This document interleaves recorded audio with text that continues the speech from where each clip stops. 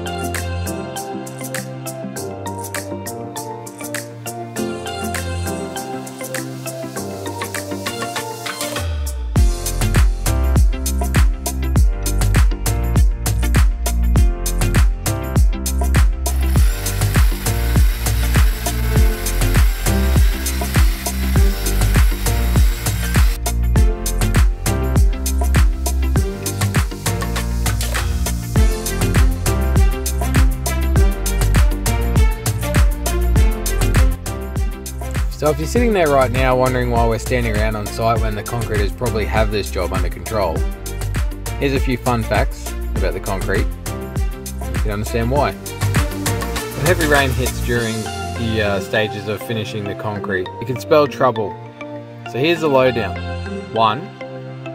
Water dilution. Rainwater mixing with the concrete can dilute it, affecting its strength and durability. This can compromise the integrity of the structure. 2. Surface damage. Raindrops can create surface imperfections, making the concrete uneven and potentially weak in those areas. 3. Cracking. Rapid temperature changes caused by rain can lead to cracking as the concrete expands and contracts. This compromises the structural integrity and aesthetics of the project. Number 4. Setting time. Rain can slow down the setting time of concrete, leading to delays in construction schedule. If it rains heavily, the concrete might not set properly at all. In turn, leading to number 5, leaving a dusty layer on top of the concrete. This won't allow you to stick your tiles to it. You'll have issues in the future with popping and hollow sounding tiles.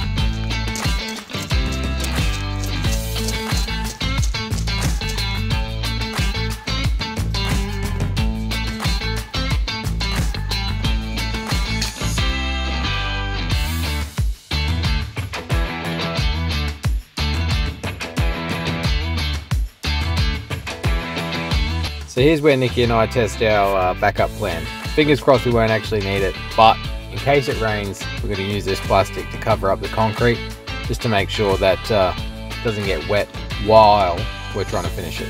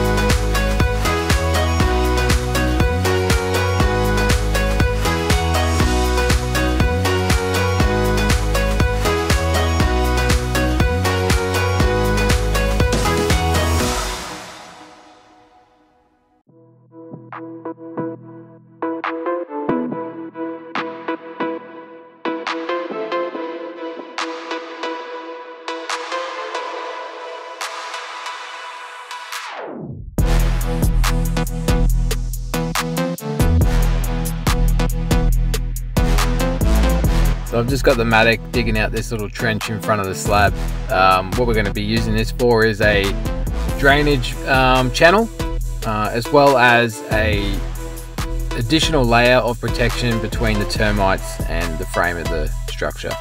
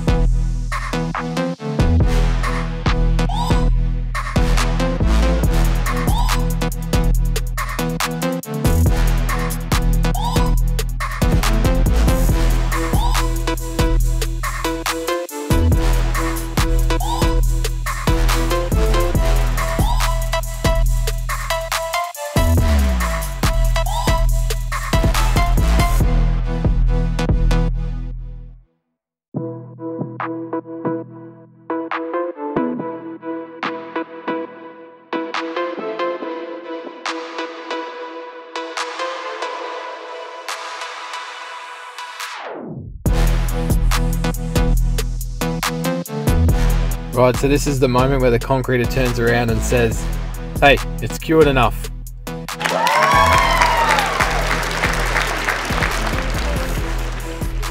Oh, what a roller coaster that was.